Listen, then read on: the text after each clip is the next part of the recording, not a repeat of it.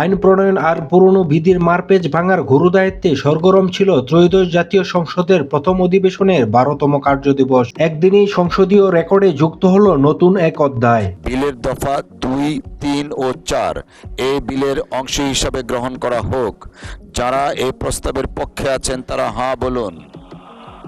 কণ্ঠভোটে একে একে পাশ হলো 31টি গুরুত্বপূর্ণ বিল, যেখানে মূল লক্ষ্য ছিল অন্তর্বর্তী সরকারের জারি করা অধ্যাদেশগুলোকে স্থায়ী আইনি রূপ দেওয়া কিংবা বাতিল ও সংশোধন করা। পাশ হওয়া বিলগুলোর মধ্যে বড় একটি অংশ অর্থাৎ 27টি বিলে অন্তর্বর্তী সরকারের জারি করা অধ্যাদেশের বিধানগুলো রাখা হয়েছে অপরিবর্তিত।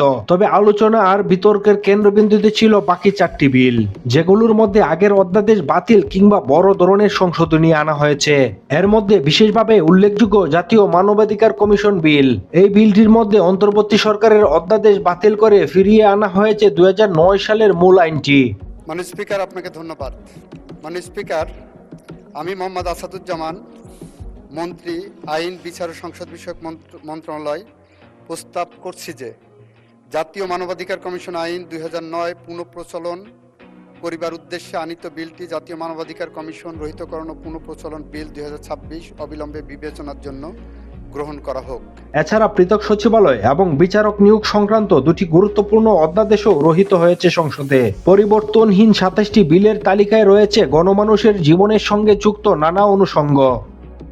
স্থানীয় সরকারের ইউনিয়ন পরিষদ, পৌরসভা, উপজেলা ও সিটি কর্পোরেশনের সংশোধন বিল থেকে শুরু করে বাংলাদেশ শ্রম আইন, এনার্জি রেগুলেটরি কমিশন এবং ব্যক্তিগত উপাত্ত সুরক্ষা বিলের মতো গুরুত্বপূর্ণ বিষয়গুলো এখন থেকে স্থানীয় আইনের অধীনে পরিচালিত হবে। গেল 2 এপ্রিল বিশেষ কমিটি তাদের পর্যালোচনায় 133টি অধ্যাদেশের মধ্যে 98টি মূল আকারে এবং 15টি সংশোধনী আকারে অনুমোদনের সুপারিশ করেছিল। সেই ধারাবাহিকতায় আজকের এই বিল পাস সংসদীয় গণতন্ত্রের অগ্রযাত্রার একটি বড় ধাপ হিসাবে দেখছেন সংশ্লিষ্টরা। সংসদীয় বিশেষ কমিটির দীর্ঘ পর্যালোচনার পর এই বিলগুলো পাশের মাধ্যমে অন্তর্বর্তীকালীন ব্যবস্থার আইনি নৈতিকতা নিশ্চিত হলো।